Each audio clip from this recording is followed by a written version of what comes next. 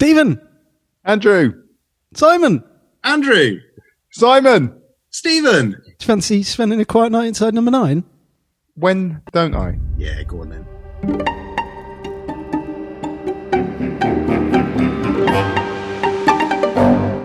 Series 5, Episode 6, The Stakeout. Here we are. The end of things as they currently are. And we have a special guest, Simon Woolley. Hello. Hello. Nice to be here. Our resident vampire expert for the week has meant that, me and Steve don't really have to do much research. So we're relying on Simon for all the nuggets. Those. As I think you know from the live cast, the power of Wikipedia is considerable. But it was Wikipedia, was it? Other online encyclopedias are available, but not as good. Yeah. I feel like Dorothy seeing behind the curtain. Yeah, that's it. Ooh, coddle my eggs, missus. Yes. On the vampire front, I'm not a professional vampirologist, but I obviously, like you guys are, I sort of take an interest in the sort of macabre and the weird a bit. But I've actually done a little bit on the academic side because I'm a school teacher, but I had a chance to do an elective course with sixth formers a couple of years ago, and I did monsters and vampires and the Gothic and stuff. And you'd be amazed. There's a huge sort of academic sort of thing on vampires and vampirology and everything. So if it's got an ology on the end of it, it's vampirology. Exactly. Yeah. Vampirology. Yes. Vampirology. Love it. But frankly, I don't claim anything more than just a passing interest like the rest of us. But anyway. Oh, really looking forward to this. The Stakeout was directed by Guillaume Morales, produced by Adam Tandy, written by Rhys Shearsmith and Steve Pemberton. It first aired on the 9th of March, 2020. So 2020? 2020, that's this year. That's this year. Really? God, I suppose it was, wasn't it? Yeah. It really was. Yeah. So, Steve, it's up to you to give us a synopsis. Unless, Simon, you have one? Absolutely not. Great. Steve, it's over to you. I can feel that bus arriving on me quickly. Number 9 this time is a police squad car, and we join our episode with some sort of grisly events having played out. The story, we're told, is one as old as time itself. Mm. Yeah. You prepared that this week, didn't you? I did. I actually did. Finally. Taken to the end of the end. The end of the end. You finally prepared one. A podcast as old as time itself. I'm not living anymore. And I'm not a cliche, I hope. But my story, well, it's as old as time itself. So reactions to this episode. I don't think I saw that coming. What, that question? No. Again, it's what I say every week. What's this a podcast about? Your reactions to episodes of Inside Number 9. I wasn't expecting to be asked this. I didn't see, the story necessarily coming. I uniquely, for the whole run, for the first time in the entire run, I got it from before the program started. I guessed it right. Just from the title? Just from the title and a little bit of artwork I'd seen. Nice. And I thought, this is going to be a vampire one. And so from the very, very beginning, as soon as so that little monologue at the beginning when he's in the back of the car and there's blood all over his mouth, I was like, yeah, tick, tick, tick, and I thought, I've got it. I was going to say, you know exactly who the vampire is as well from the beginning. Yeah, but just to be that far ahead of an episode of Inside Number 9, where normally it's normally about 2 hours after it's finished that I go, I know what's happening. Yeah. But the vampirology study paid off. It's something like that. It was the one and only episode that I'd ever guessed in advance, even close. So it was, which is a weird feeling in itself. That's cool. Yeah. I had no clue. I think that the monologue was, misdirecting for me. Yes, like it of course. Definitely sent me down the belief that he was dead. But when you listen to it again in light of everything, it's like massively telegraphed, isn't it? Exactly. Yeah. Very clever. Very clever. Did you notice that in that first monologue, the bit that's kind of the coda that's repeated at the beginning when he's in the back with the blood and everything, it's actually different video because the blood isn't pumping out of his mouth. Oh, really? So so it is. It's and also there's one line cut or something, but the video is definitely different because he's much more static at the beginning. Well, it sounds at like the end, the blood is pouring. Guillaume clearly has far too much money and time to work with, and I think they should have words with about production budget. What do you mean you're going to refilm it? It was perfectly fine. No one will notice. I thought the music in this episode really struck me like fantastic. It's stunning, excellent. Yeah. I found what's really weird about it is it doesn't feel like tropey horror music at all, and it's almost a little bit uplifting as well as spooky, if you know what I mean. It's not kind of typical horror film music, but it has a really haunting element to it, doesn't it? Just that little phrase, it just pops up now and again, and for only a few notes it does an amazing job of atmosphere. Apparently it was meant to sound kind of Carpathian or Transylvanian. That was what they kind of asked for. That the podcast that Reese and Steve did, they actually said that the composer, they asked for like a Eastern European vibe. Okay, yeah. That makes sense. Yeah. I was going to say, it reminded me a little bit of, is it Max Richter, his Four Seasons redo? It's kind of that dancing strings and the, kind of fluttery type stuff, which has a haunting element to it. We had that on Diddle Dumpling, didn't we? Actual Four Seasons. And that ended up being quite haunting by the end of it. True. We start, we're inside the police car, number 9. Did you see what it was on top of the police car apart from number 9? Is it a big circle? There is a big circle, which is like something to do with helicopters following. There's also the 3-letter code. Okay, what was that? Which I was almost certain it was going to be significant, and it was CFZ. Is that just the last 3 letters of the registration number? I've no idea, but I assumed it was going to be relevant or like an Easter egg or something within the story, but it isn't. But no, it's really sad. It's that every police car and every police drama you ever see will have CFZ written on it because it's the code that means I am not a real police car. Oh. So it's a bit sad, a bit boring, really. Well, that's interesting, and knowledge. and a bit upsetting at the same time. Yeah. Anyway. Yeah. So now you can go inside the car. Okay, thank you. I have to be invited into the car. Yeah. So we're introduced to both the characters, who are Varnie and Tomo, or PC Thompson. In this first scene, coffee comes, which is a good use of how he gets invited into the car by filling his hands up. I think that it's really nice that this almost has 2 episodes running at the same time. It's got the self-referential police drama thing going on, and it's very much a police drama playing out here. And actually, the vampire stuff is completely incidental until the very end.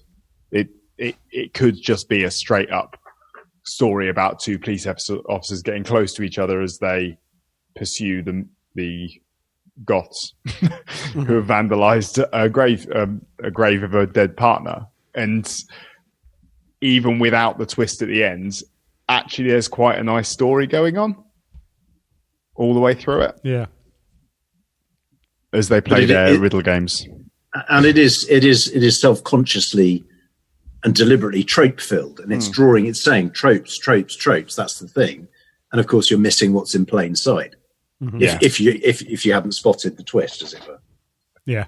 He says, having spotted the twist. Well, yeah, almost. Well, yeah, but that meant that when I actually did watch it, because I was thinking, oh, vampire, I was kind of missing all the kind of policey stuff. Which really? That's really interesting. Yeah, on the rewatch, because there was also so it's the wrong ground. Yeah.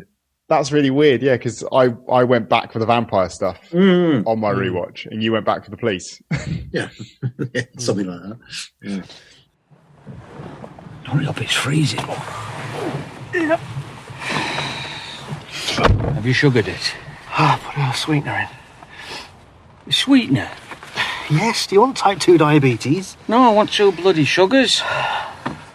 Trust me to get saddled with Varnie the vegan. I'm only thinking about your blood pressure. Varnie the vampire. Yeah. Who was a precursor to Dracula in like Victorian penny dreadful stories, apparently. That's it. In the 1840s. Yeah. Wow. There you go. Yeah. I've been reading as well. It's very good. Yeah. One thing I would say is you did just say you came back to the card carrying 2 coffees. Are we sure about that? Well, it was chai latte at the end, wasn't it? But was it coffees at the beginning? Or what's Varnie drinking? Blood. Well, it could be a little cup of blood. Yeah, good point. Or do they serve that? Do they serve that in Starbucks? Do vampires consume anything but blood? Well, does he in this episode? I mean, this is the thing, isn't it? Because it's all about the rules, vampires, and the rules vary massively from film to film and book to book. There's no one fixed set of rules. But, in some cases, vampires, vomit violently if they eat anything but blood, don't they? Mm. And in others, they can eat anything but need blood. So I don't know. But speaking of the rules, have a preference for blood. There's a rule later that I was wondering about what happens if that rule is broken, which is the crossing the water one. What happens if they take the route over the bridge? He goes poof. Is that what happens? Is that what vampires do? If they cross water, they just poof. Go poof. Yeah. Oh. Well, I assume. I mean, in as much as it's fatal to him, isn't it? He can't. Can't. But it's not just water. It's meant to be flowing water in some cases. Okay. And in other cases, they can't cross tidal water except when the tide is slack. So when it's at the exact turn of the tide, then they can cross tidal water. Were the people who first sort of came up with the stories of vampires very specific about tidal flows and water? It feels like they may have been tidal scientists who were writing horror stories in their spare time. Well, I mean, if you want me to get really straight into this, I mean, tidal flows is, of course, all connected with, should we say, monthly cycles. Okay. Blood. Yeah. Right. See? Okay. Yeah. And it's all sort of, your effect of the moon and stuff.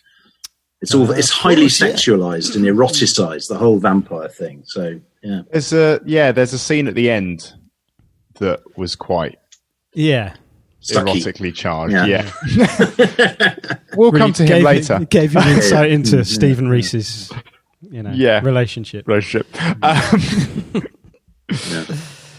Yeah. I mean, what about?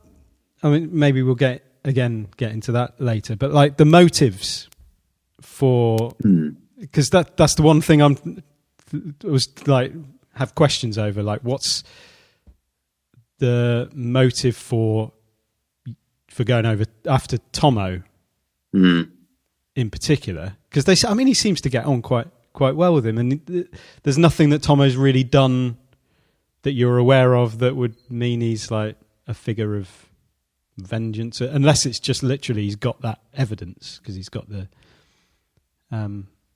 he's taken the knife, hasn't it? Like the blade, whether he wants that contains something that would lead to him, I don't know, but or that is his blade and he needs it back. He just wants it back. Yeah. Okay. But I think you're right. There's no sort of obvious,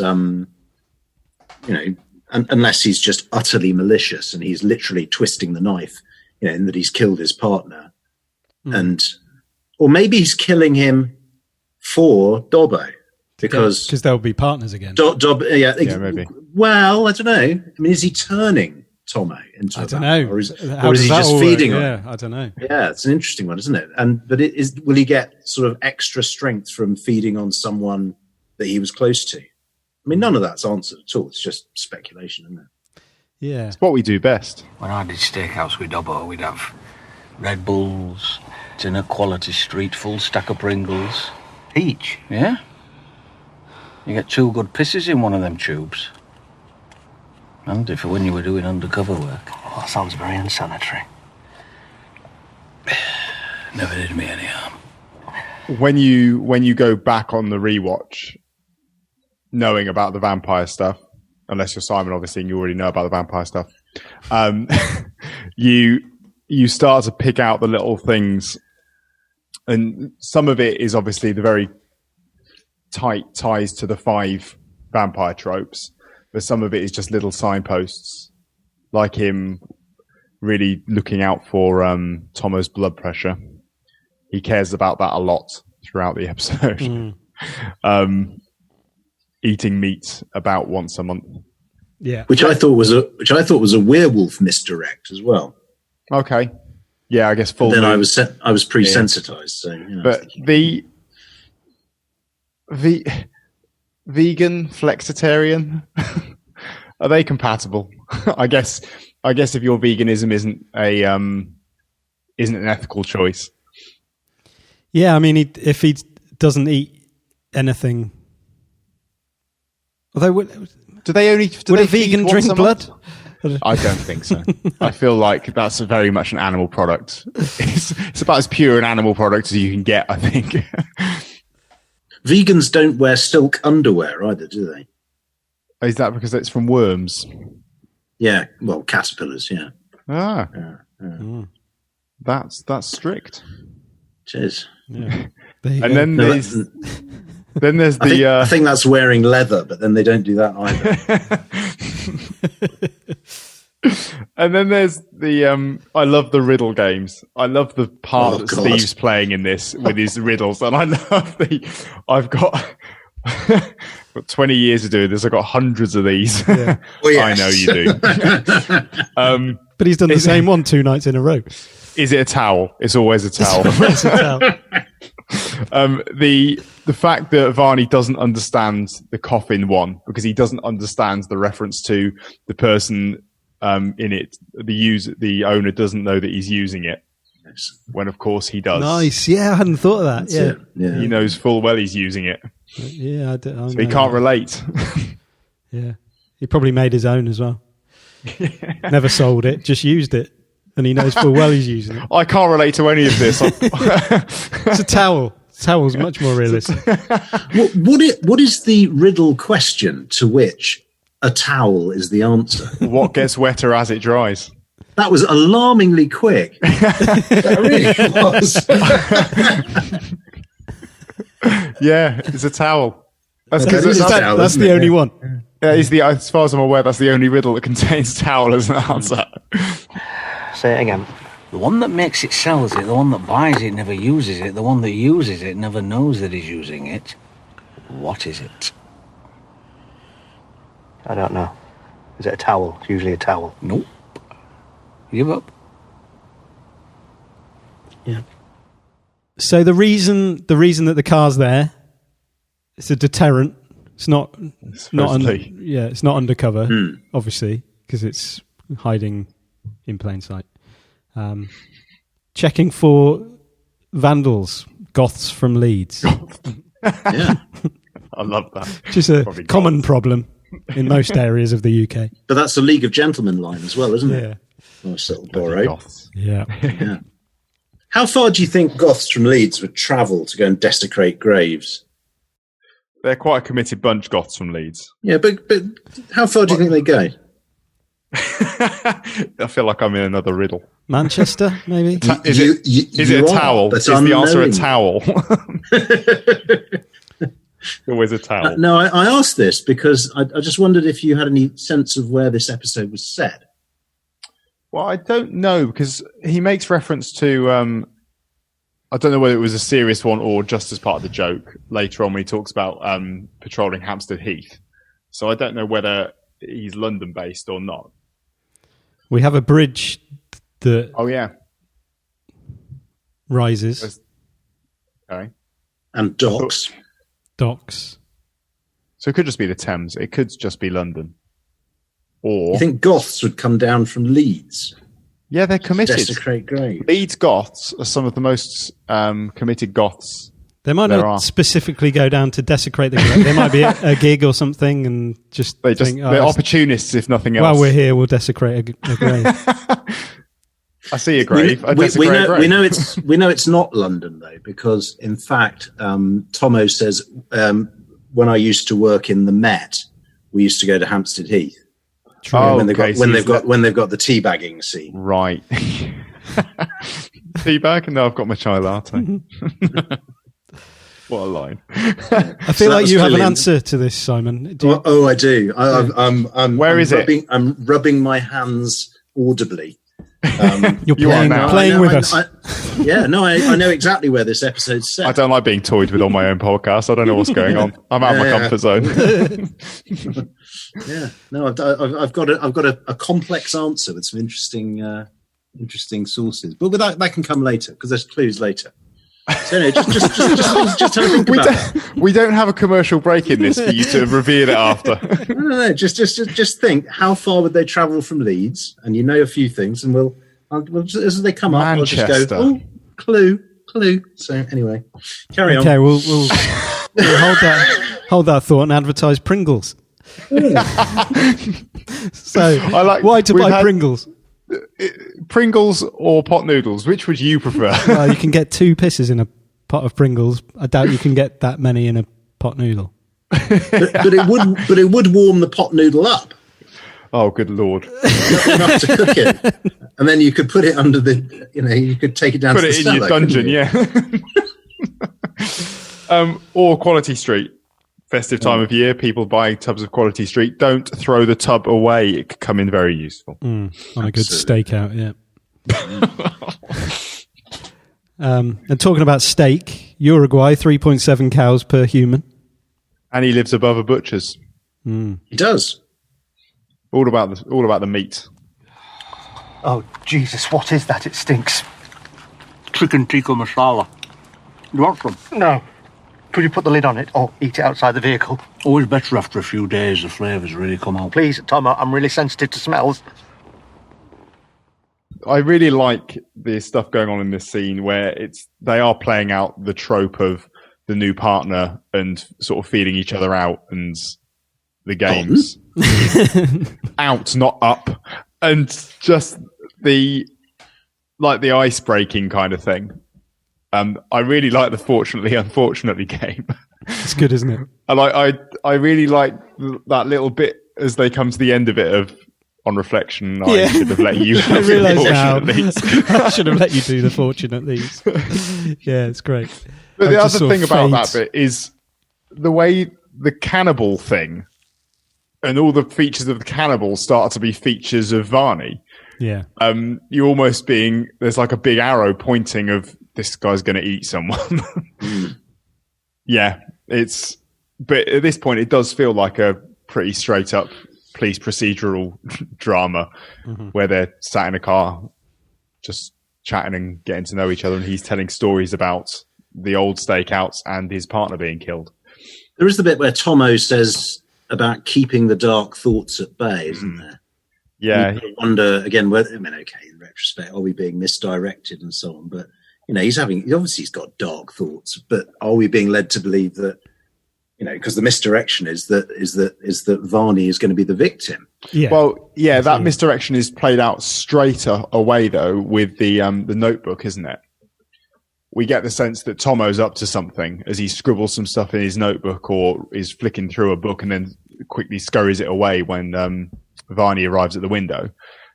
So it does feel like Tomo's up to something. I mean, he is. It turns out he very much is up to something. He's sat in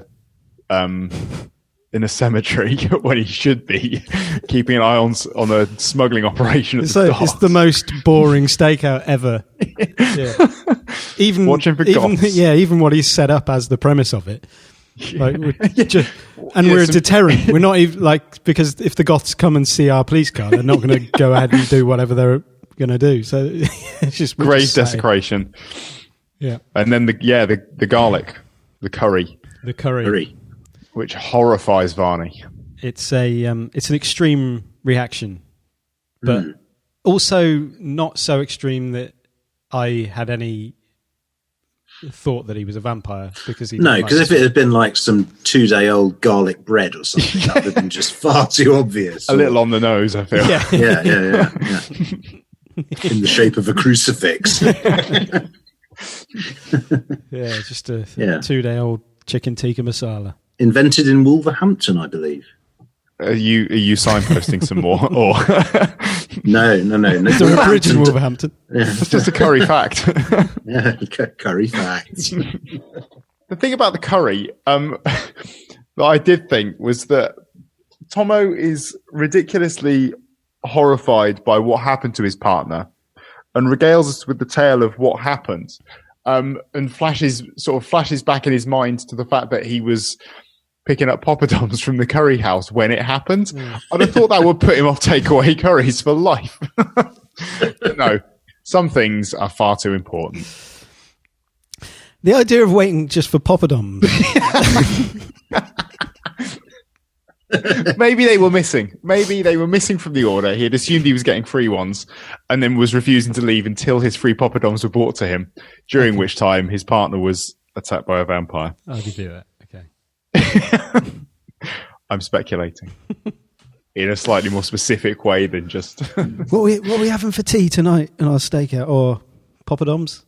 Yeah, great. Oh, they always throw those in for free. We don't need to order any. They might throw a free curry in. If we order enough poppadoms, you might get a free curry. A free tikka masala, leave it in your glove box. It'll be lovely in a few days' time. Unfortunately, my partner was killed. He had his throat slit right there where you're sitting now.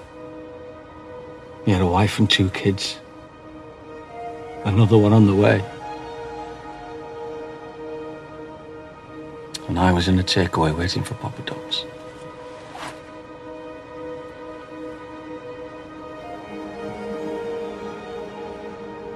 Fortunately, you're a strong person and you can move on and keep helping others. Unfortunately, I'm not.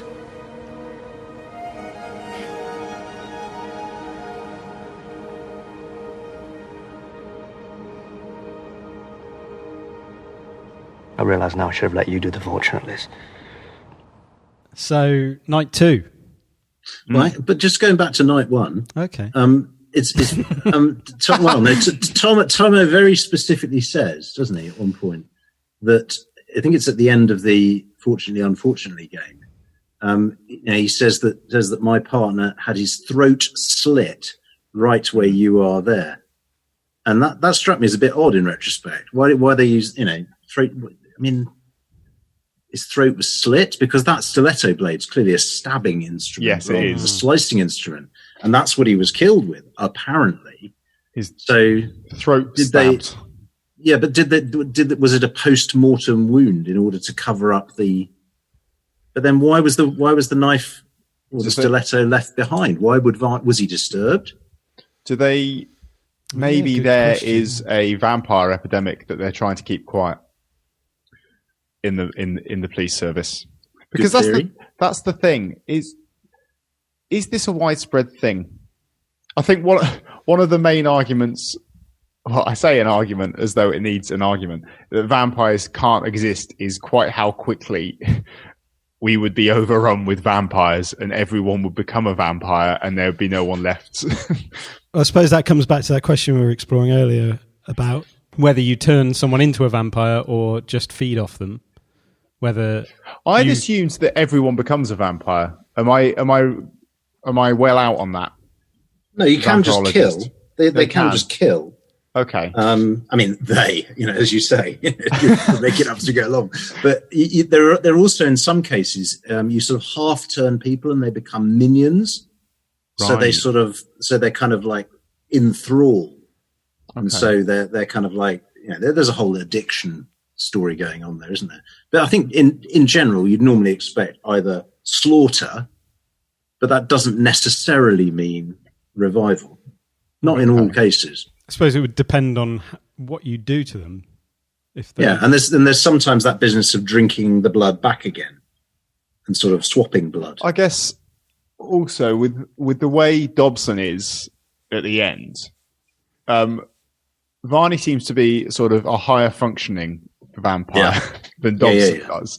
Dobson has become very like more like feral. zombie vampire. Right? He's like this feral animal who doesn't really, unless he just hasn't understood what's happened to him yet and hasn't sort of gained control of it. In the same way Varnie has, who's been doing this for a while, dressing up as various occupations and luring people in. This week, I'm going to be a police officer. Well, that was another thing, like how, because he's pretty well versed, other than like whatever he says about his PC Tomo's gone tinkle or whatever. He knows all of the vernacular and like everything that he needs to say. He's been around a while. He's probably been 75,000 police officers at various times in his existence. Yeah, and it's a good use of. Sorry, no, go on. I was going to say it's a good use of like using him as a special constable as well, where it's kind of that voluntary thing where you just rock up, kind of as and when you want. Special police constables kind of like the police, like TA? Do they sort of are they kind of rock up? Yeah, they're sort of part-time, sort of not quite pretend, but you sound like you're describing a PCSO. Well, PCSOs get paid. That's what I was going to ask. That's what I meant. PCSO's a proper job. But so what's a special constable? A special is a voluntary police officer. So really, yeah, they just turn up. I think there's probably some kind of rota process they have to go through. But yeah, would it explain why he wouldn't have had to have some sort of medical that might have revealed that he was in fact undead? Yeah, he probably wouldn't need a full medical. I don't know. Yeah.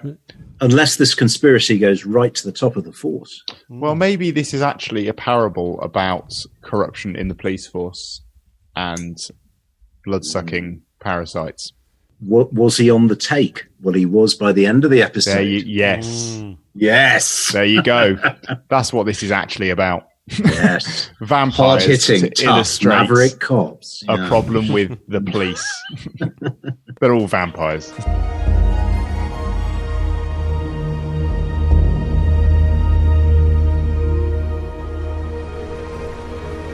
Simon, you got anything else to say about night one?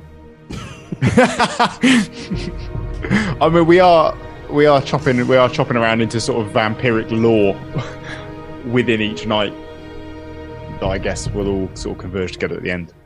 Yeah, because we know nothing about the vampirical evidence at this point. Although it's being hidden within plain sight, as we revealed that Tomo's really struggled to sleep. Yeah. Varnie has had no such problem. He was dead to the world. So we're getting into a Just routine. need to get in a routine. Yeah. But the problem is that Tomo lives above a butcher's shop and has got teenagers playing Stormzy. Stormsby? Stormsby. Is that what he says? Yeah, he gets it wrong in a dad sort of way. Yeah. I feel like that was Stormsby. I feel like that was a little nod to his own daughter listening to Stormsby at home. Absolutely. Stormsby. It's like the Yorkshire Stormsy. Yeah, it's like, I like listening to. I always tell the kids I teach that I like listening to JZ. Yeah. And 50 pence. Kenny West. Anyway. Did you not sleep? No, of course not. I'm above a butcher's. And the bell going all day. Did you? Yeah, it's dead to the world. You just got to get into a routine. Yeah, well, you haven't got teenagers stomping up and down listening to Stormsby. This is when the Tomo goes out, heads off to the loo, noticing very much at this point that he's far more affected by the cold than Varnie is. Varnie doesn't seem that bothered by how cold it is, but Tomo very much is. But this is where it's revealed that they're not supposed to be staking out a cemetery. They're supposed to be on a smuggling operation at the docks, where some angel dust is being smuggled in some indoor barbecues. Be specific. Yeah, and I love the fact Tomo knows exactly where he's supposed to be, yeah. what he's supposed to be doing. But you're right. Varnie is very well versed in his police lingo at this point, and he's able to respond to control in such a way that they're not really suspicious of who's in the car on this radio. Constable Thompson is going tinkles over. He's on a comfort break. He's going for a piss. Constable Thompson is going tinkles, over? You mean he's having a piss? Over. That is correct, over. And then, so yeah, this is I guess the first kind of misdirection where you're thinking, oh, what's he Varnie might then? be in trouble here. Like there's something what's weird Tomo going up on. to? Especially with, so they then speed off to head to the docks, and Tomo's making up absolute nonsense over the radio. Oh, he's in camouflage. Couldn't see him. And then that dreadful fake breakup talking. Yeah. Which is like, you've done that before. Yeah. That's pretty good. What does R1 Who was it used to do for? that? Who was it used to do? Was it Freddie Starr? What, fake sort of breakup? Freight breaking up, yeah, like as if the microphone was dropping out. I don't know. I don't know. I think it might have been. It did seem familiar. And it's actually really hard to do it. Yeah, really hard. Completely. During the editing process, I looked this up. Turns out Norman Collier seems to be one of the prominent figures who did this routine. That was not convincing. Yeah, but he says you are, and then Control says you are Romeo 1, doesn't Romeo 1, R1, what is that? And I've tried that, and I can't find it. I've tried that on my police radio that I've got at home, and they just won't respond. Sorry, guys, you're Romeo 1? I couldn't find Who any is results this? on Romeo 1. Yeah. Nothing. No. Romeo 1. No. So the Easter egg that got away. the Happy Mondays reference here you're as well. twisting my melon, man. I like that that's a little standalone thing and has no... I don't think that has Doesn't any seem to have follow-through any... later in any way at all. No. The kind of you're the best There's to my my Sean Ryder. Yeah. You're twisting my melon, man. But it is the first actual mention of the docksides, isn't it? And he says to Varnie, get the docks up on Google Maps. Now, is that standard police procedure?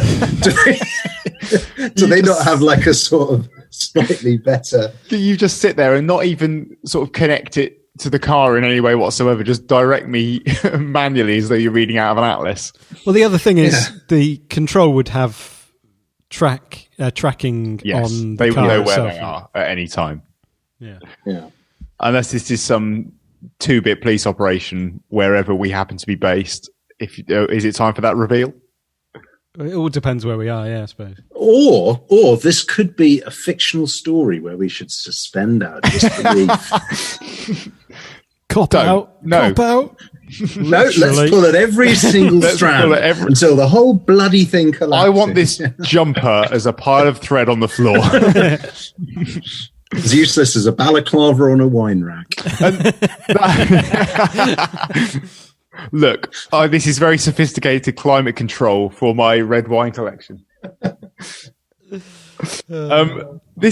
So at this point here, it does seem like Tomo is up to something. However, it does feel like a very badly thought out plan of whatever he's up to. Yeah, he doesn't seem in control of things particularly, does he? And also, this whole bit comes a bit thick and fast and is quite farcical in many ways we happen to have stumbled across the suspect. That's fine. Yeah.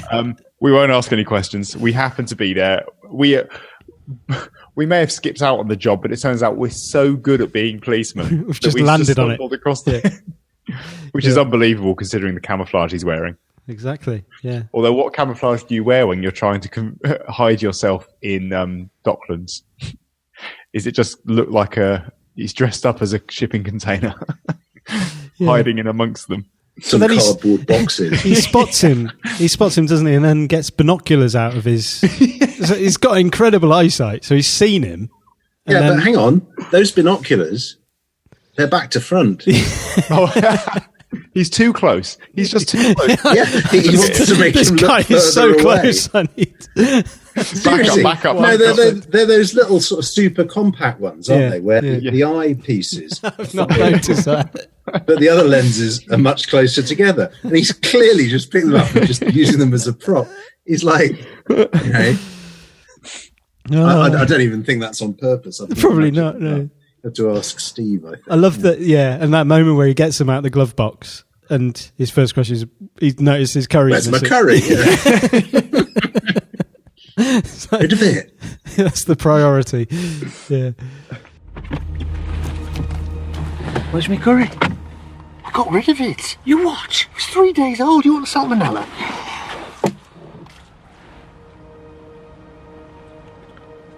Gonna get suspended, aren't we? Dereliction of duty. Yeah, Tim. I don't know, approach on foot. No! Radio through opposition to control. Don't worry. I won't do anything stupid. Tomo, no. I like that this bit is Varnie's being sort of played as this person that's now really worried about whether they're going to be end up in hot water over their dereliction of duty and they're going to get suspended. He's very worried about his fake police job. But this is pretty standard police drama fare at this point, isn't it? As one officer goes off to be the hero and he's going to go and approach the suspect despite all his best instincts, and the other one stays behind and watches and then doesn't follow the orders to stick around. Exactly. It's all those tropes. And I think even when you're saying like they've just stumbled upon the right person at the right time in the right area, like that's just typical police drama, isn't it? Oh, there he is. Yeah. There's him finding the scrapbook. And that's where the hair is, because they must have struggled to get the hair in this episode. And it's there on the newspaper clipping, isn't it? There's the standard cop drama thing except it's all kind of crammed into one very quick thing of finding the newspaper clippings, then trying to talk to him over the radio about his dead partner and trying to convince him that it wasn't his fault, even though you blame yourself for it. Which again is a police drama trope. The policeman being out of shape.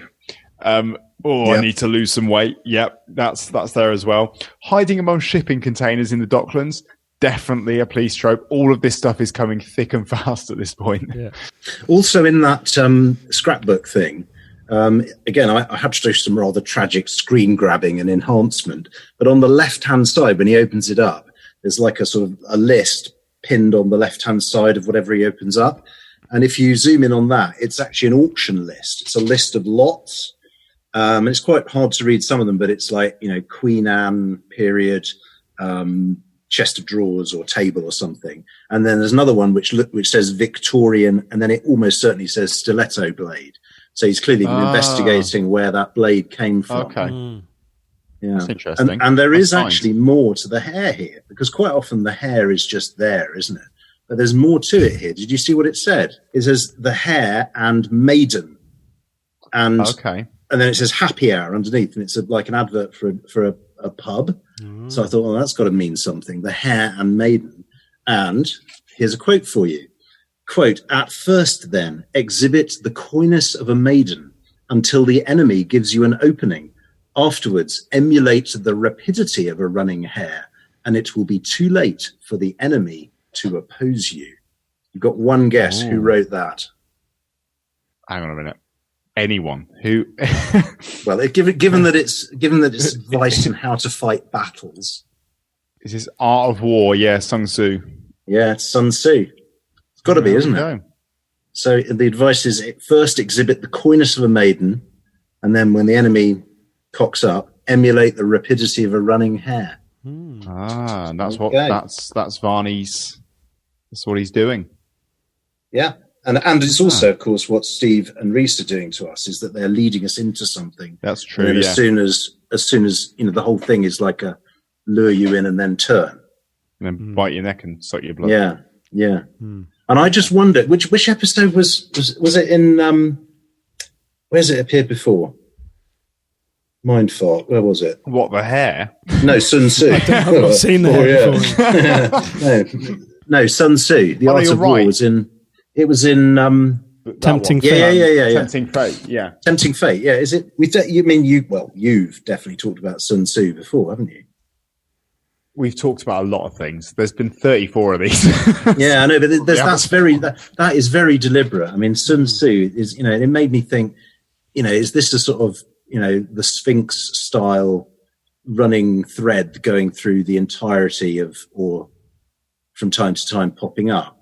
And apparently one of the big things in Sun Tzu, because I did the research, is that one of his big principles is that there are 9 types of like battleground between armies. Oh, wow. Okay. So there you go. 9. 9. Yeah. An onion, definitely an onion to. Oh, yes. An onion to keep unpicking. Yummy.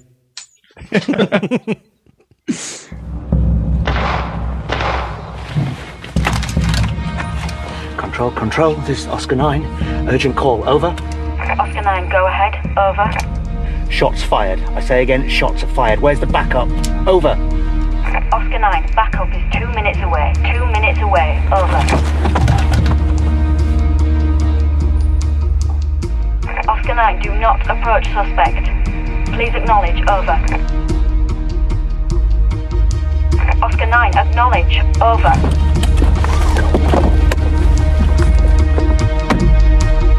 This all ends rather abruptly, doesn't it? And it turns out that Varnie shows some sort of superhuman speed to get there and deal with. So what happens if you don't eat Pringles, kids? It is superhuman. Unfortunately, I have eaten Pringles before, so yeah, never pissed in a tube though. This is kind of our moment of them becoming closer as colleagues after Varnie saved Tomo's life. No idea how. No idea what happens here. No, is it hinted at the very beginning because Tomo's just on his own that he's lost his partner again because he's sitting in the car on his own, isn't he? And we're kind of led to think, has Varnie been killed?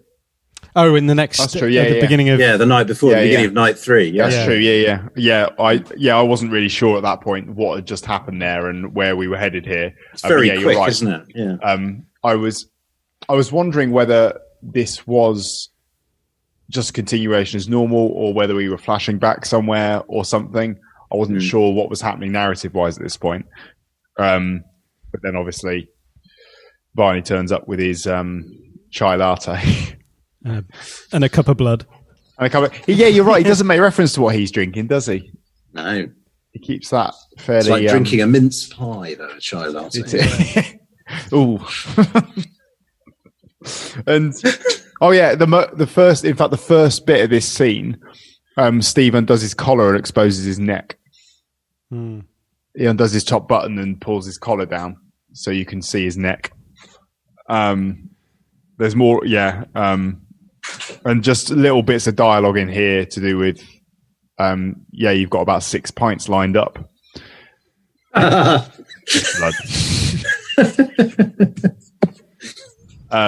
Varnie's too long in the tooth for a promotion. Yeah. And you've clearly got under my skin. And the reference to tomato juice is probably what he tells people he's drinking. Just in a glass at a bar. He's got a little hip flask that he just pours blood out of and just tells people, yes, tomato juice, don't worry about it. I never drink wine.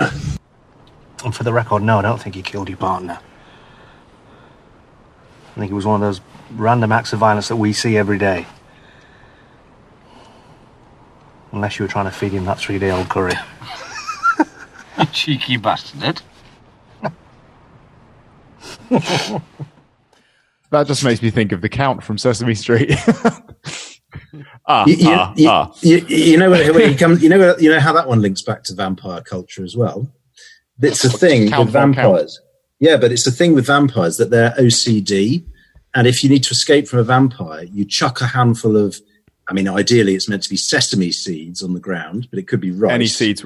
Any other seeds? Any small thing, discreetly countable item which will delay the said vampire, because they are obliged. They're driven to go, oh God, and then pick them all up and count them all. You know, 1, 2, and that's where Count Von Count comes from. This idea of. So if you had like one of those giant 5-kilogram bags of basmati rice, yeah, you've been cut it open and run, perfect, ideal. Yeah, there's an episode of the X-Files where Mulder has to get away from this vampire kid, and he's paralyzed him, and he's lying there. Oh God! And he manages to knock over a bag of like the sunflower seeds that he always eats in the X-Files. And this kid goes, "Oh man, you're joking, aren't you? Oh, 1, 2, 3." I never knew that. Yeah, that's a little bit of vampire lore for you. Wow. There's a lot of it's weird, like you said earlier, that there's all these rules about vampires, and vampires are all about rules. Yet no one's thought to sort of almost codify those. Codify them. Yeah. Say that if you're going to write about vampires, you have to have these rules, because otherwise it all gets a bit messy. But vampires seem to be one of those enduring things that keep popping back up throughout the ages, and we try. So old as time. They do. They don't go away. It's a story that we keep reinventing in our own like era, more so than anything else, I think. Yeah, vampires have the ability to take on. I mean, this is a genuine point, that they have this ability to take on whatever the anxieties of the time are.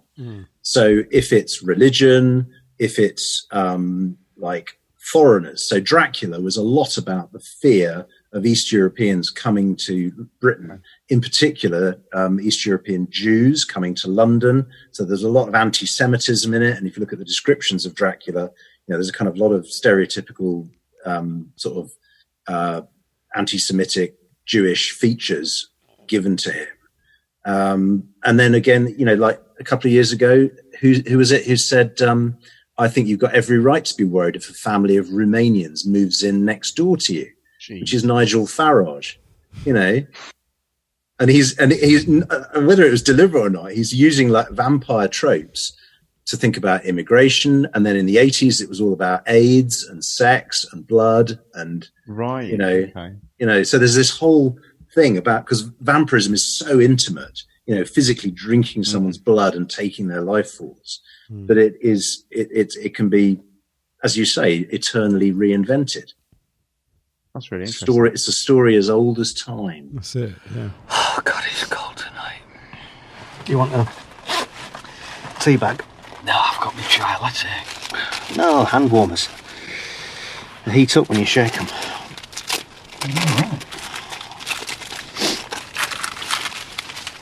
You're oxidising the iron by producing an exothermic reaction. I bet this looks bloody suspicious from outside. I used to have to look out for things like this on Hampstead Heath when I was with the Met. I remember one time we saw this Mini Cooper with its lights on. So it all starts to come to a head here as the teabag scene. What is that? the teabag thing?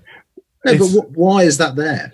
Is it just for a masturbation? I don't really know. It is a bit weird. Like, do you want a teabag? No, I've got my chai latte. And then, and it's a very detailed explanation of scientifically what is going on with a hand warmer. That was the bit, like, I was trying to research that, because it's like, is this a reference to some thing that goes on with vampires, or, but I couldn't find anything. They do a side business in hand warmers. Why would Varnie carry them anyway? Because... I mean, is he trying to increase Tomo's circulation to get him ready? Kind of, Ready. primed. Teabag handle. Yeah, maybe. Oxidizing the iron by producing an exothermic reaction. Yeah. I mean, I was reading into that things like iron and blood, but that was about it. That was as close as I got, really. Yeah. So yeah, a bit of an odd line. When we talk about them being quite careful with their dialogue, I assume there's something. There must be something in it. Yeah, must be. Because that's an odd throwaway line. Because unless it's so specific, they're just like, that'll be funny to make people think that. Yeah, means maybe that's what they do. It's a vampire who has a sideline in selling hand warmers. He's got to make a living on Amazon. Yeah. Does Tomo have sort of his bit of a moment of being suspicious of Varnie's motives before this point? Just before this, yeah. And he kind of goes off on one and starts accusing him of wearing a wire. Yeah. I don't know. Yeah, the whole tone changes, doesn't it? And was that a reference to like flying vampires in films? No. Nothing there. It's a police trope, isn't it? Yeah, wearing a wire. Yeah. I just wondered whether there was any sort of double meaning. So. No, just the wire, a wire, any wire. But yeah, he shakes himself out of that. It's like, no, I'm sorry, I don't know. Yeah, I keep seeing his face. Blame myself. Yeah, I blame myself. And then they have that little joke about, I don't really think you killed your partner unless you were trying to feed him a 3-day-old curry. Which now might do him some damage. Yeah, some actual damage. Yeah. But it's that's a good point. And that it all kind of becomes quite chilled out and comedic at this point. And there's the reference to the Hampstead Heath and all of that. And then suddenly you're thrown back into the horror of it with the bang on the top. Oof. Yeah. And any sense that you've got of one of these that are going to create the problem or going to be the bad person is suddenly like thrown into, hold on, that's coming from outside the car. Like, yeah, what's going on here? But we've waited, I think, about 23 minutes into this episode for something to start happening in that cemetery. And all the stuff that's been going on so far has just been a police drama, really, about a pair of new partners getting to know each other, just with some vampire nods in the dialogue, really. And they've done all that in 23 minutes. It's amazing. In 23 minutes. Just 23 it's amazing what you can fit in 23 minutes.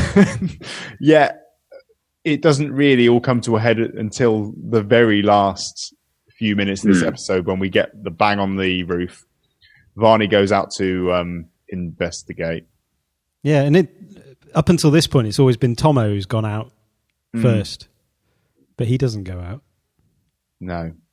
And then suddenly a figure appears at the windscreen. I love the wipers. Using the wipers and he to has clear out. He has to also use the windscreen washer as well because it's so dirty. If only he'd used the garlics flavoured stuff, it would have been a whole different story. Yeah. Yeah, so he sees Dobson on the bonnet of the car heading towards the windscreen, but then he disappears. And Varnie gets back in the car, but in the back. Yeah. That's not procedure. No. And is this just hamming it up for the reveal of the lack of reflection? Although, if someone sat next to me in the car, you can see, if you get the angle right, you can see them in the mirror. He clearly wasn't doing that for the entire episode thus far. No. You scared the shit out of me! Yes! Did you see anything? Nothing. I'm going mad. I just saw Dobbo again. He's probably just hungry. What? What are these the top 5 tropes of? They sleep in the daytime. They won't cross running water. They have to be invited in. They can't bear the smell of garlic. And yes, we cast no reflection. I know you didn't kill your partner. That was me. That was one thing about vampires I was aware of before this episode.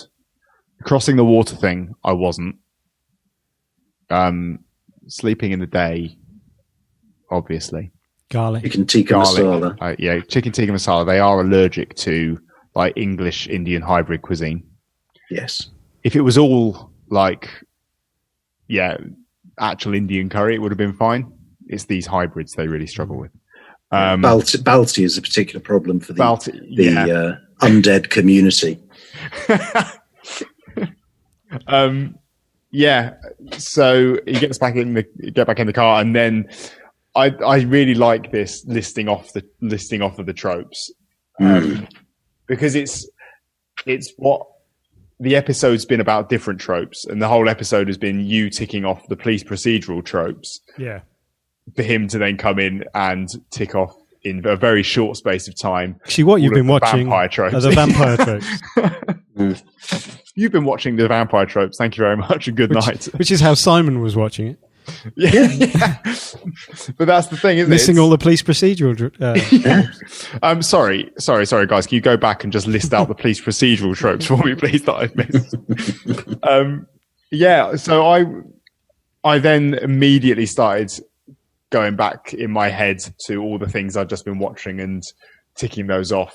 I'd missed the crossing the water one. I had to go and look for that one because that was just quite a very quick piece of dialogue with the giving directions and him, for some reason, being dead against crossing. Rather go through the estate. Bridge. Yep. Yeah. And the other one, needing to be invited in. Oh, no. The invited in, I immediately went, that's really clever. The knock on the window, I really like that. That was brilliant. Genius. I think it actually was the crossing water one that I had to go looking for. And to also see if there were any more missing reflections.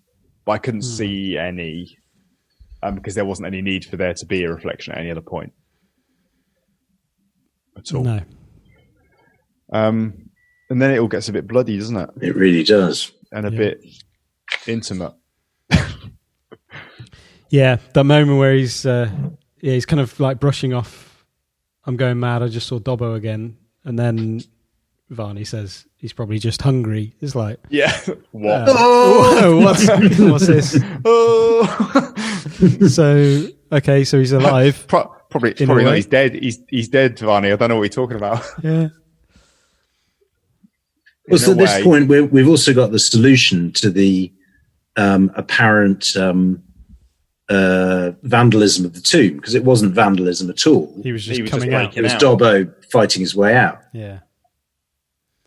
Knowing full well that he's in his coffin and he's using it. Product placement.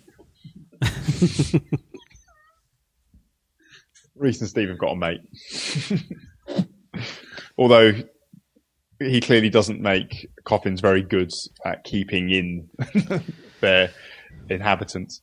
Yeah, so they must be pretty strong to be able to get out of a grave.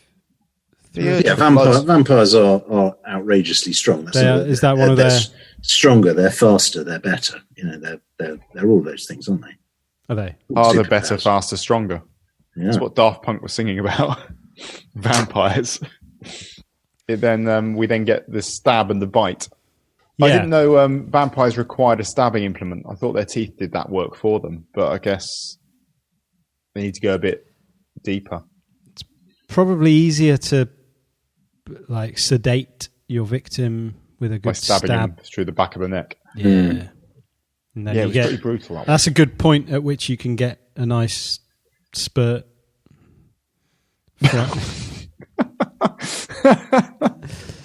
Go for the jugular. Exactly. Literally.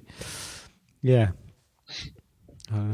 I made it sound like that was an attack on a circus performer. Go for the jugular. So a Welsh attack on a circus performer. You go for the jugular. You the ringmaster. And then that scene with Reese sucking Steve's neck, and it's very, very drawn out. Apparently uncomfortable, isn't it? Yeah, it a is little very bit. uncomfortable. Yeah, I'm sure that's very. It's just it's 3, 4, 5 seconds too long. You're just saying no, just stop and stop now. No, oh god, We've seen enough. Oh, his eyes are rolling back into his head. Yeah, in ecstasy. Yes. Or agony. Agony or ecstasy. Pike's there in the background. Oh, yeah. Yeah. So, obviously, he has his initial feed and then hands Tomo over to his ex-partner to have his first feed of his existence as a vampire.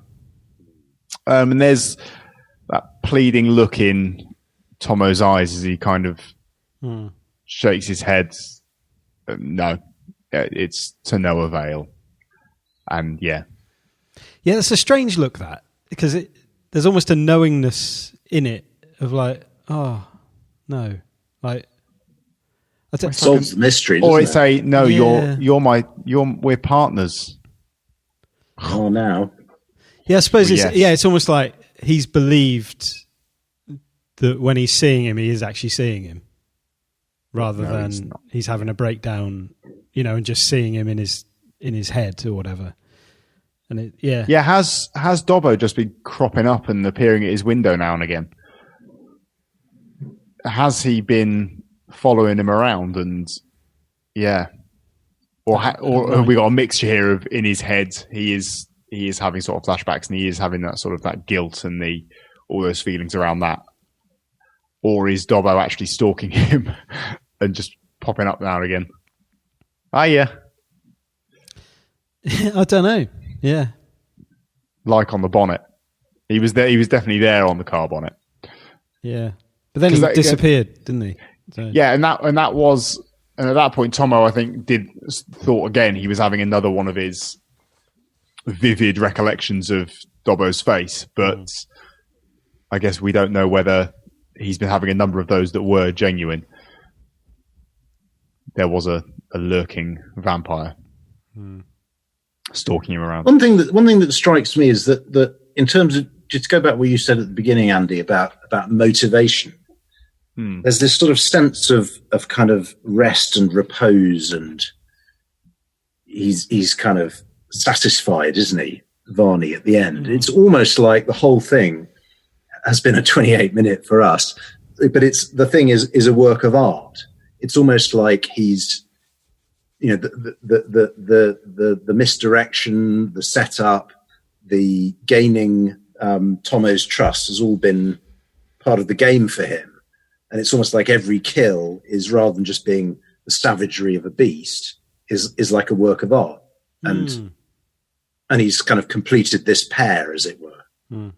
That's true. Yeah, he's kind of got a sort of a bigger picture to his vampire these days. Yeah, and he might be in South America next week, being a skydiver or something. Who knows? Yeah. I imagine he probably will be that. Yeah. We need to watch out for skydiving vampires. That's. I'd like to know what societal ill is being projected onto skydiving vampires. What are we worried about as a society? The most dangerous skydiving at night. Yeah, at night. like Tom Cruise in that Mission Impossible film. I mean, he doesn't seem to get any older, does he? No, that's true. Interesting. Dorian Gray Reeves or vampire. Well, they've all got pictures in their attics. They do, yeah. No, that's so come on then. That's a good point. Where are they? Where is this set? Where is this? I mean, I've got the straight answer for you, but there are clues. Yeah, no, hang on a minute. Feed us the clues. Go back. Yeah, I'll give you the clues. So you got to. I mean, the point is, without a very effective use of Google, you'll struggle. But the Goss coming over from Leeds is one thing. Yeah. And so basically, if they're coming over from, they're on that side of the Pennines, aren't they? So I thought, well, hang on a minute, where does that leave us? That made me think of Whitby, which is where Dracula lands. Yeah. But that's North Yorkshire. That's quite a long way north. Goths care about desecrating graves. And Goths do go to Whitby a lot. There's like an annual Dracula festival. But that's no good because... Why do I know that? What did I... I've never read Dracula, but I knew about the Whitby... Did you see the Mark Gatiss one? At the beginning of this year? There's something in my head that goes back a long, long way to knowing about Dracula and Whitby, and I don't know what it is. Okay. I mean, in some of the adaptations, they've actually filmed it at Whitby. There's like that amazing Gothic abbey on the top of the cliff top and everything, the graveyards and stuff. Right, but that's where Dracula lands when he's coming to Britain from Transylvania. Okay. And he lands on this ship, and he's, so I don't know. That made me think of that, but it's not that, because clearly this is quite a big town with a big cemetery and, going down the docks and all the rest of it. So I was thinking, well, what other ports are there on the East Coast? So Newcastle. I thought about it. Yeah, that's too far north. Yeah. Too far. They're not going there. So I thought about it, and I thought, well, hang on a minute. Hull. Exactly. Hull. No, it's Hull. It's Hull. I was just looking at Hull. Yeah. And the killers. You see, well, I mean, the clue's in there. There you go. It's Steve's line. He says, get the docks up on Google Maps. So I did. And the mentions are, he talks about, when they come to the bridge, he says, Welly Bridge. Welly Bridge. Yeah, Welly Bridge. You go over Welly Bridge. He says, oh, no, go through the estate. And he says, no, I can see it's down. So it's like the bridge is down. So it's like one of those little swing bridges. Yeah. Or something. And it got me thinking. And so I Googled it, and I found, I did say I'd give them the name check, but I found some people called Rich and Lou up in Hull, who curate a site called openbridgeshull.com. Now, you think you're niche, they're even more niche, but it's genuine, it's a very interesting kind of industrial archaeology thing, because Hull has got like this whole series of bridges that cross rivers and docks and all the rest of it. And there really is a Welly Bridge on Wellington Street, I think it is. And then the other place references are Heddon Road, I think it is, that Steve says. I can see him, yeah. Yeah, we're on Heddon Road. Cemetery. That's where the cemetery is. There is a cemetery further up there. Yeah, that's it. Yeah. But the absolute killer, and this is the one I'm really pleased with. Do you remember at one point he says, I'm just going to go and follow him up Dog Shit Alley? Yeah. Is there actually a Dog Shit Alley? Well, no, there isn't. Because there's an actual That'd be amazing. If there's someone named No.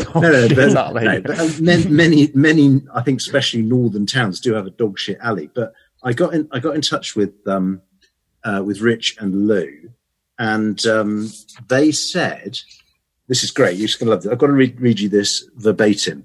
There is an alley there called Martin's Alley, which cuts through to Blanket Row, and this is their exact words: a friend in waste collection has told me." This is what they told me. A friend in waste collection has just told me that Martin's Alley was known as Dog Shit Alley when he first came across it over 20 years ago. So the name was well known before that. He also says it wasn't dog waste when he first had to go and clean it up, but human waste from a well-known local homeless man. Oh. And Dog Shit Alley is 140 meters from Welly Bridge. So there you go. Nailed on. And where's Steve Shearsmith from? Steve Shearsmith.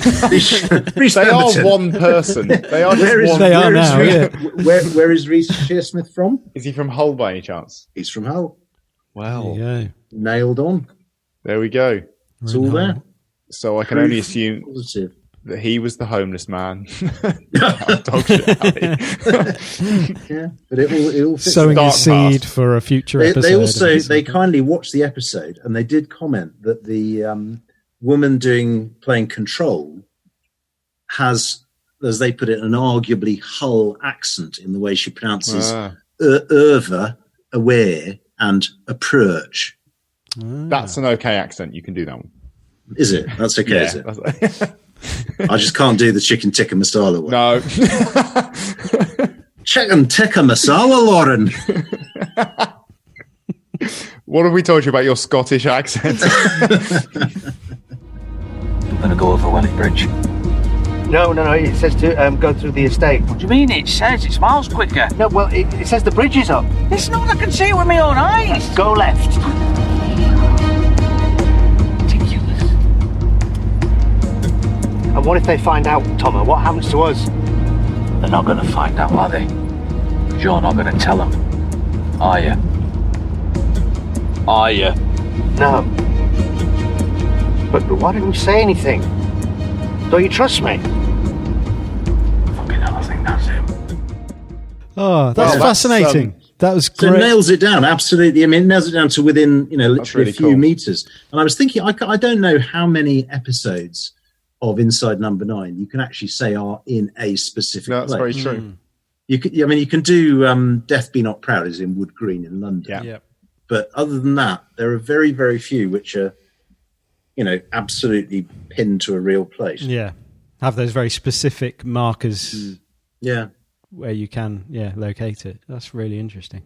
It's interesting they did decide to go to the trouble of being very specific with the locale and the stuff within it, because there's no real need to. No one's going to call them out and say, well, actually, if you're talking about docks, then you must be in one of these places. And none of those cities has a Welly Bridge. It doesn't strike me as something that anyone would actually no.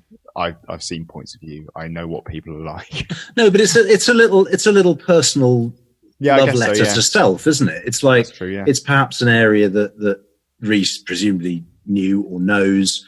In the if you go and look on Google Street View, in fact, this place Martin's Alley is clearly now a sort of regenerated hipster bar with lots of craft ale eateries and grills and stuff. It's all like that, but God knows what it was like back in the day. But it's nice that it's got those. Yeah, but it's nice that it's got those little specific references that only true sadsters such as us are all interested in.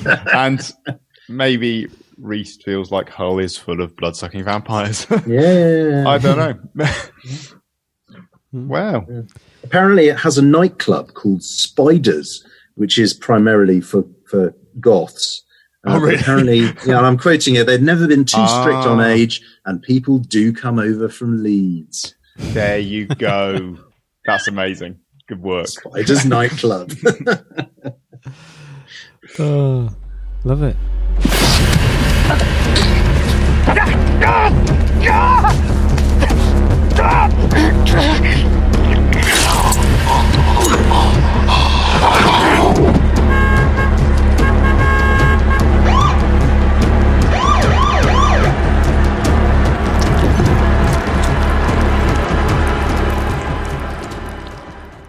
I obviously Googled Hull vampire, and they did find a chariot burial just outside Hull, where they found some bloke buried like with his horse in an upright position, which is quite spooky. Oh, yeah. And his body had been pierced by 9 spears post mortem. Not nine spears. Yeah. And so they think it may have been that he died not in battle, but they gave him a ritual killing so that he had the privilege of dying a warrior's death. But then alternative theories, probably to get it in the papers, suggested that perhaps they thought that he was a vampire. But that sounds a bit like a fake throat slit. Yes, just when to it cover wasn't the fact actually a throat slit. Yeah. There is a thing called the triple death, where ritual killings, people were hanged, stabbed, and battered over the head. It was just to make sure, exactly, yeah. But this kind of like the rule of 3 thing going on. Sounds a bit like that bit of Misdirection, where you try and strangle him, guillotine him, pop his head exactly off. what it is. No, that's exactly what it is. Yeah. There you go. There's one for the summary. Yeah. Okay. The triple death. It's ritual. So sharp edge, strangulation, and blunt instrument. Okay. It is a triple death. Yeah. Ah. Does that is it in a specific order? I've no idea, yeah. But Merlin was supposed to be been killed that way and stuff. Yeah, there you go. That's what they did in Misdirection, yeah. Yeah, it's a triple death. There you go. So you'd hope that the first one would actually kill them so they wouldn't have to suffer the torment of the next 2. But something like that, yeah. But they found some of these guys they found... really, are you, at that point? No, but some of these guys, some of these high-status people they found buried in bogs and things. You know, like they've obviously been kind of high nobility, but they've been killed 3 times over. So it was clearly like a sort just to really make sure.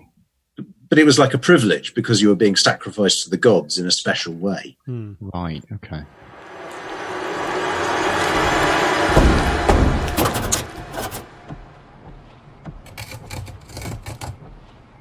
Come in, my child. Enjoy your first feed. An eternity of them await you.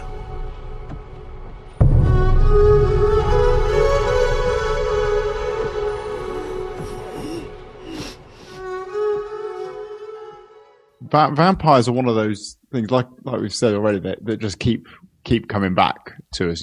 I like the interpretation, like you said, of them being a projection of anxiety. Yeah. And for some reason, teenage girls find them very entertaining as well. Well, it's about the kind of language, and there was that whole debate about sparkly vampires, wasn't there? And yes, you know, which I've never even watched those. I mean, what are they? Twilight. Yeah, I couldn't bear, but but I did watch Buffy. I'm a huge Buffy nut. I've watched that many times over, but yeah, I've thought about starting that. Is that entire thing on Netflix? I've no idea, but it's spectacularly good. Just it's so well written. I mean, there's this podcast to be made there, but yeah. Let the right one in. We are running out of it. Yeah, and let the right one in is awesome, isn't it? Yeah. What was the English version remake called? Oh, Let Me In, terrible. Let Me In. Was it bad? Cool, yeah. Just completely missed the point. Good. I think you had Let the Right One In on Love Film, didn't you? Yeah. When we were at uni. Yeah. I seem to remember watching it then. Mm-hmm. It's that scene in the swimming pool. Oh, it's just one of the most imaginative, brilliant pieces. It's just by not showing you. Yeah. And you just think, oh, what the fuck? Yeah. And it's the kind of innocence of the lad, and there's such a sweetness, but also that, you know, it's a story as old as time itself. Like it just keeps on going, and he's going to be the next, whatever the name of the bloke is that, you know, looks after the old man. Yeah. Yeah. I mean, thinking about what Reese and Steve have done with vampires, I mean, it's not new territory. No, there's the League stuff. Exactly, yeah. Is it Hare Lip's wife who's the vampire? Yes, and is it his wife or is it his mother? Oh dear. I need to revisit. But there's that ecstatic scene in the church, isn't there, when the choir descend upon him. So Steve has been eaten twice by vampires in the canon, hasn't he? Okay. That's quite a once wasn't enough. We need to write another one. Round again, yeah. It's a triple death. There's going to be a third. Did you see that tweet I sent you guys with those stills from that movie? Oh, I saw them briefly. I didn't delve into them. What were they? Well, there's just some stills from a movie called The Body Beneath that I found, which is one of the worst films I think I've ever. No, I'm not even joking. I mean, it's appalling. But there's this guy in it who just looks extraordinarily like Reese. It is uncanny. I mean, it's really. I just managed to get a screen grab of him in profile. It's really quite weird. And this is 1973, and like I think it just demonstrates that Reese is in fact a vampire. I was about to compete with you on the worst horror film I've ever seen. It turns out this one was written by was based on a Bram Stoker story, which is a bit odd. Have you seen the Lair of the White? The Lair of the White Worm? No. That looks like a masterpiece compared to the body. No. Seriously, if you just spend 10 minutes on The Body Beneath, it's on YouTube. Terrible. Oh, it's beyond terrible. It's like early 1970s chunky knit jumper, wooden acting, more wooden sets. It's unbelievably terrible. I mean, beyond Devil of Christmas, anything you've ever seen.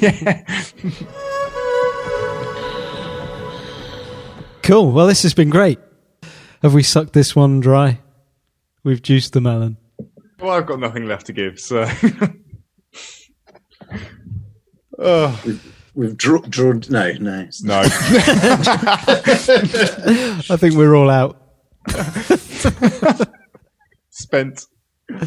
Yeah. Well, thank you so much for joining us, Simon. It's been a privilege. Thank you very much, gents. And can I just say, for the on behalf of everyone who listens to this, how much we appreciate what you do. It's absolutely great. And your listenership will grow in retrospect, I'm quite certain, as more and more people find it. And all power to you guys who do a fantastic job, and we really love it. Thank you. Yeah, appreciate that. Thank you. Yeah, I mean, it's just got us through lockdown and pandemics and stuff like that, and it's been really fun to do. And like, especially hearing from people, and the fact we've had you on and Lauren's been on, like, it's just been a really cool year from that perspective. So yeah, really, really good.